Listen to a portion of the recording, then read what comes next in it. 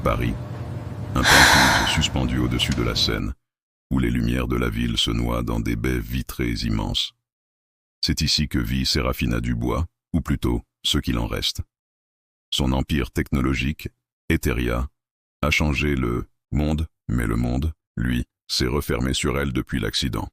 Tétraplégique.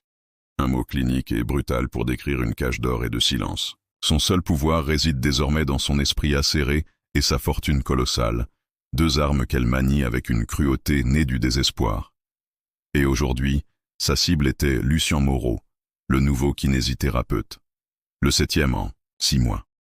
Il luttait avec le harnais de lévitation, ses mains précises mais légèrement tremblantes. Elle le regarda depuis son fauteuil, un trône de titane et de cuir, ses yeux d'obsidienne brillant d'un mépris glacial. « Dites-moi, monsieur, Moreau !» Sa voix, la seule partie d'elle qui bougeait encore avec une grâce intacte, était un mélange de velours et de verre pilé. Etheria conçoit des exosquelettes neuronaux capables de faire marcher un soldat amputé. Et vous êtes déconcerté par une simple sangle. Avez-vous obtenu votre diplôme dans une pochette surprise? Le silence qui suivit fut lourd, chargé de l'humiliation qu'elle venait de distiller.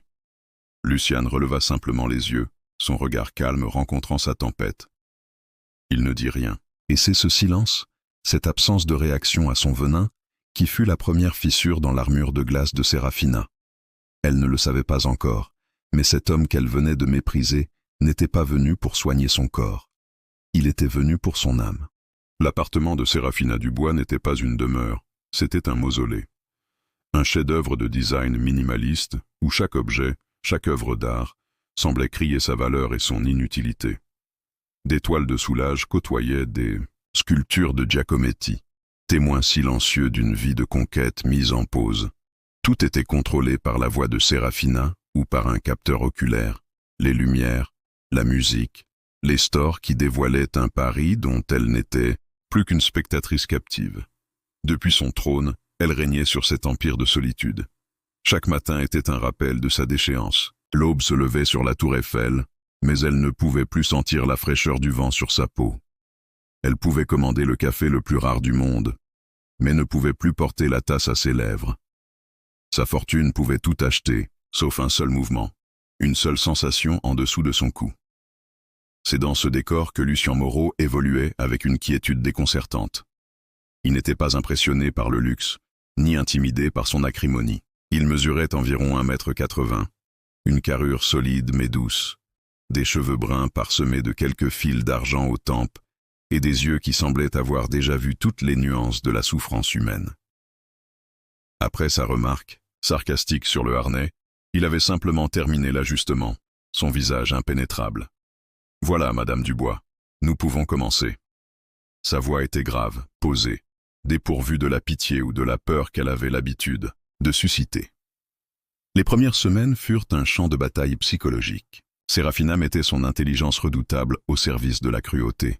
Elle le testait, le poussait à bout, cherchant la faille qui le ferait fuir comme les autres. « Moreau, cette musique, c'est du Debussy?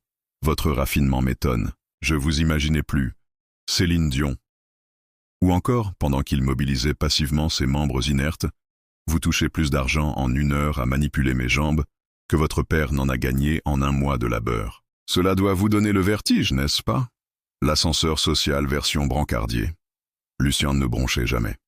Il se contentait de continuer son travail avec une concentration méticuleuse. Il parlait peu, mais ses actions étaient précises.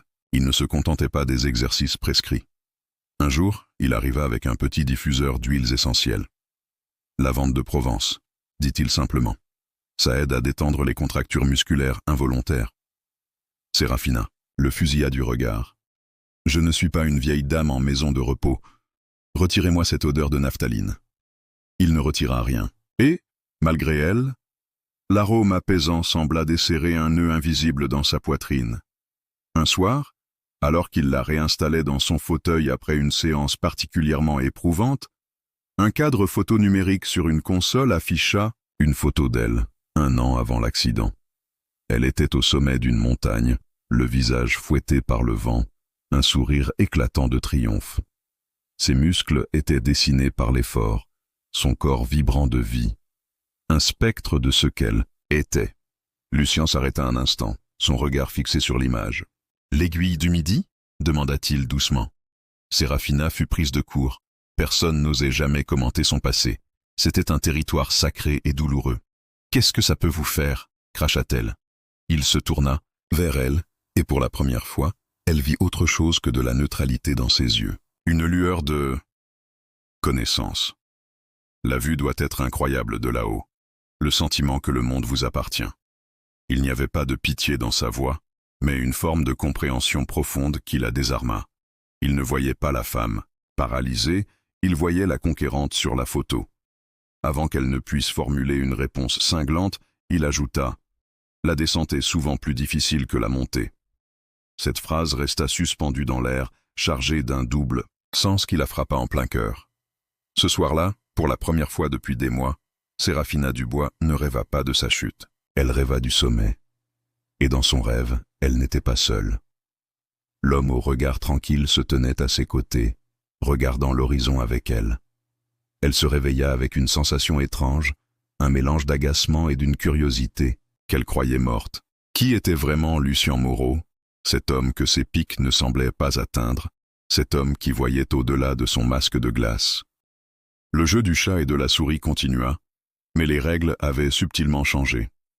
Sérafina continuait ses assauts verbaux, mais il manquait de leur conviction initiale. Elle observait Lucien.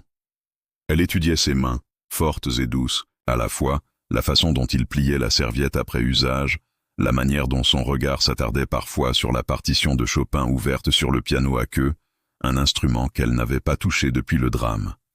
Il n'était pas qu'un simple soignant. Il y avait une profondeur en lui, un silence habité. Un jour, il modifia la routine. Au lieu de la placer face à la baie vitrée surplombant la Seine, il orienta son fauteuil vers la bibliothèque massive qui couvrait un mur entier. Des milliers de livres, de la philosophie antique au traité de physique quantique, dormaient sous une fine couche de poussière. « Aujourd'hui, madame, c'est vous qui travaillez. » Sérafina haussa un sourcil. « Pardon ? Au cas où vous ne l'auriez pas remarqué, mes capacités de levage sont quelque peu limitées. » « Votre esprit ne l'est pas, » répliqua-t-il calmement. Il activa une liseuse connectée à son système de commande oculaire. « Je veux que vous me lisiez un poème, celui que vous choisirez. » L'idée était absurde, puérile, et pourtant, personne ne lui avait demandé de créer quoi que ce soit depuis si longtemps. Elle ne recevait que des soins, des rapports financiers, des condoléances. Elle navigua du regard, passant sur les grands noms, et s'arrêta sur Baudelaire. Sa voix d'abord hésitante s'affermit en lisant « L'Albatros ». Chaque mot résonnait avec sa propre condition. Ses ailes de géant l'empêchent de marcher. Quand elle eut fini, un silence profond s'installa. Lucien la regardait, son expression grave. « Vous voyez » dit-il simplement. « Vous pouvez encore faire voler les mots. » Cet incident fut une brèche. Lentement, presque à contre-cœur, Sérafina commença à parler. Non pas de l'accident, jamais de l'accident, mais de ses passions d'avant. Elle lui parla de la beauté mathématique d'une fugue de Bach, de l'arrogance géniale de ses concurrents dans la Silicon Valley, de la sensation du vide juste avant de s'élancer sur une paroi rocheuse. Lucien écoutait. Il ne la gratifiait, pas de platitude. Il posait des questions intelligentes, rebondissait sur une idée, créant un dialogue, une véritable connexion intellectuelle qu'elle n'avait plus connue. Un après-midi, alors qu'une pluie fine zébrait les vitres, une contracture particulièrement violente secoua son corps. La douleur pure et électrique lui arracha un cri étranglé. La frustration et l'impuissance la submergèrent. Des larmes de rage brûlèrent ses yeux. Elle détestait pleurer. C'était l'ultime aveu de faiblesse. Elle ferma les paupières, attendant la pitié, la phrase maladroite. Mais Lucien ne dit rien. Il posa simplement sa main chaude sur son épaule, le seul point de contact qu'elle pouvait encore sentir distinctement. Sa paume était une ancre dans la tempête. Il attendit que le spasme passe, que ses sanglots s'apaisent. « Ça va aller, Sérafina » murmura-t-il. C'était la première fois qu'il utilisait son prénom. Le mot, dépouillé de son titre formel, sonnait étrangement intime. Plus tard dans la semaine, il la trouva en train de fixer le piano. « Vous jouiez » demanda-t-il.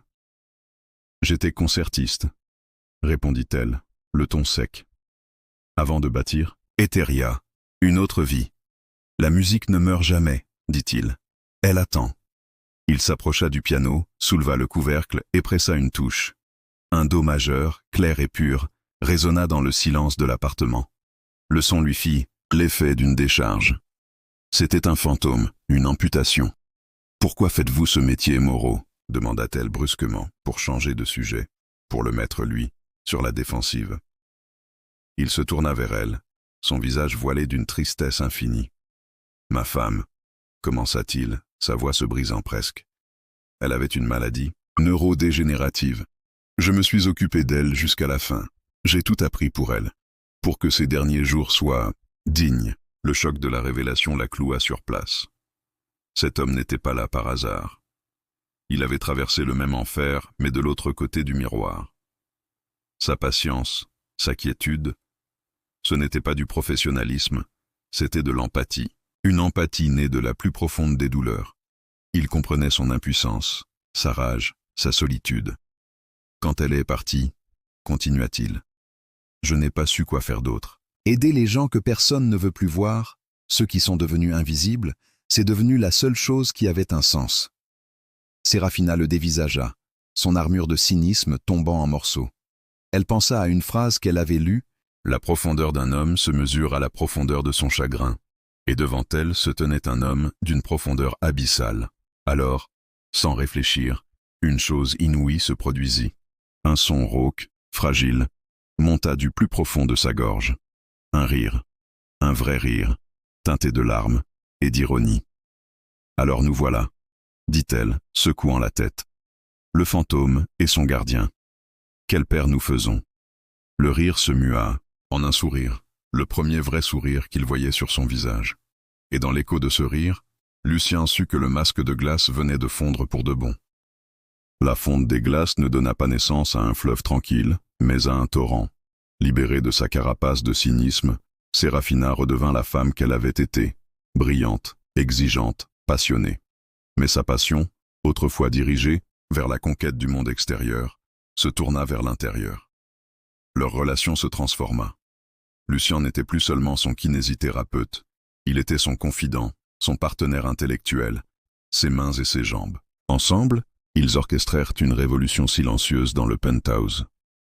Sur l'insistance de Luciane, Séraphina reprit contact avec le conseil d'administration d'Etheria. Au début, les appels vidéo étaient tendus. Ses anciens collègues la traitaient avec une condescendance matinée de pitié.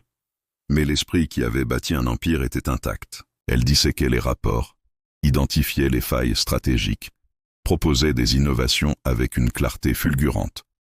Bientôt, la pitié laissa place au respect, puis à la crainte. La reine était de retour sur son trône, même si celui-ci était fait de titane et de circuits. Lucien était là à chaque étape, l'aidant à préparer ses interventions, lui rappelant de respirer quand la frustration la gagnait. Il était le calme au centre de sa tornade. Leur plus grand projet commun naquit un jour devant le piano.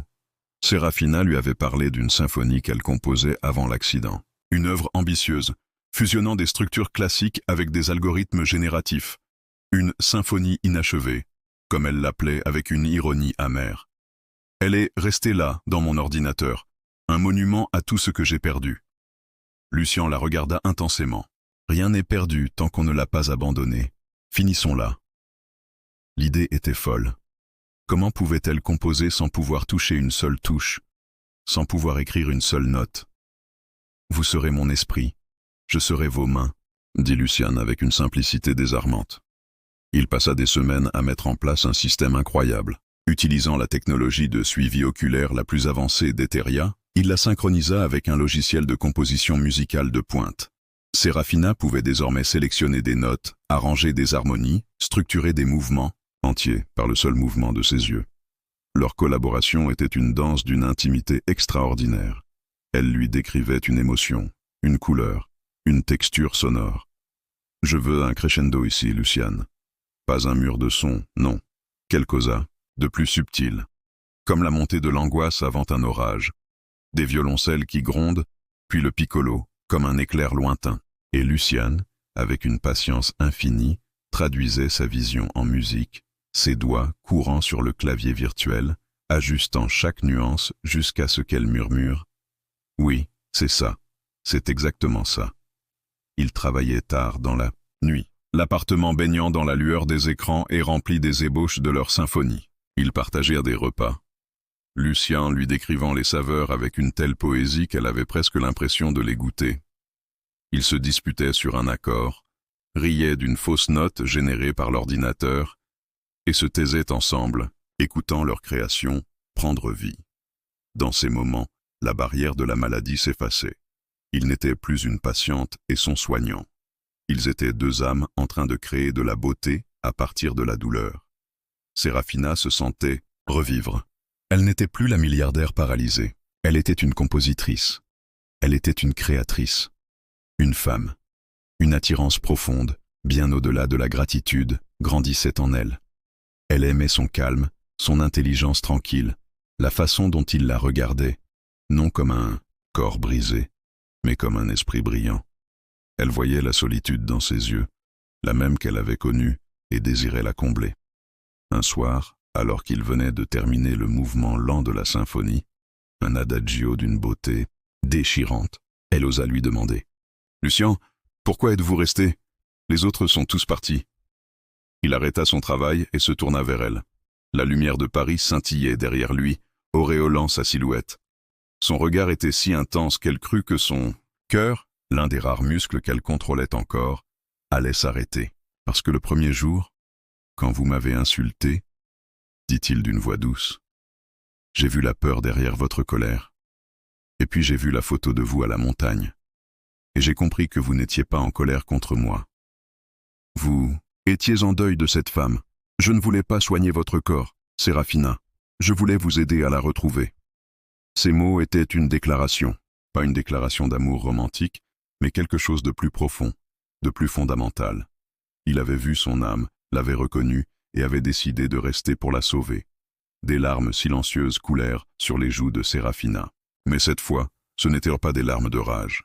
C'étaient des larmes de gratitude et d'un amour naissant, aussi terrifiant que magnifique. Elle ne savait pas encore que l'homme qui venait de lui rendre la vie s'apprêtait à la lui briser, d'une manière qu'elle n'aurait jamais pu imaginer. Le jour de la première mondiale de la symphonie No. 1, Résilience, approchait. L'orchestre philharmonique de Paris allait l'interpréter dans la grande salle de la Philharmonie. L'événement était devenu un phénomène médiatique. L'histoire de la milliardaire recluse, créant un chef-d'œuvre depuis son fauteuil, avait captivé le monde. Pour Sérafina, ce n'était pas une question de gloire. C'était l'aboutissement de sa renaissance, la preuve ultime que son esprit était libre. L'appartement vibrait d'une énergie nouvelle. La veille du concert, tout était prêt. La partition finale était envoyée au chef d'orchestre. Lucien avait organisé la logistique complexe pour transporter Sérafina et son équipement médical à la salle de concert. Une atmosphère de triomphe et de tendresse flottait entre eux. Ce soir-là, ils écoutèrent une dernière fois la maquette numérique de la symphonie, assis côte à côte dans la pénombre du salon, les lumières de la ville comme seul éclairage. Le dernier accord, une note majeure pleine d'espoir et de mélancolie, s'éteignit dans le silence. « Nous l'avons fait », murmura Sérafina, sa voix chargée d'émotion. « Non », répondit Luciane doucement. « Vous l'avez fait. » Elle tourna, son regard vers lui. « Je n'aurais rien fait sans vous, Luciane. Vous le savez. Vous m'avez sauvé. » Il resta silencieux un long moment, son visage impénétrable, ombragé. Quand il parla enfin, sa voix était étrangement tendue, fragile. « Sérafina, il y a quelque chose que je dois vous dire. Je n'ai pas été entièrement honnête avec vous. » Un frisson glacial parcourut Sérafina. Le ton de sa voix n'annonçait rien de bon. « Qu'est-ce que c'est ? Mon nom de famille, Moreau, c'est celui de ma mère. Le nom de mon père, le nom de ma femme. C'était Valette. Hélène Valette. » Le nom ne lui disait rien. Elle fronça les sourcils, confuse. « Je ne comprends pas. » Lucien prit une profonde inspiration, et les mots qui suivirent firent de voler en éclats le monde que Sérafina venait de reconstruire.